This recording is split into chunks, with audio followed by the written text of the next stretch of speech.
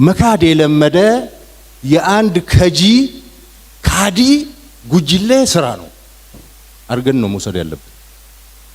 ያ ጉጅሌ ደግሞ ከጀመረ 50 አመቱ ነው። ከጀመረ 50 አመቱ ነው።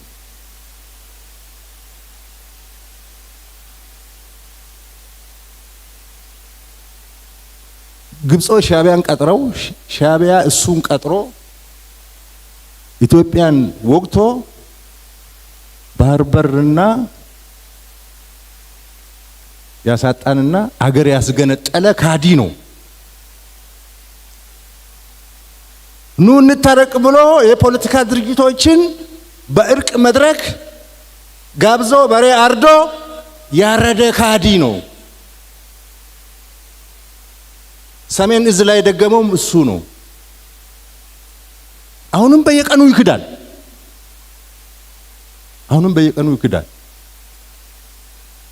የሆነ ኢትዮጵያ ውስጥ የተፈጠረ የክደት መንፈስ የክደት ኃይል ነው። ይሄ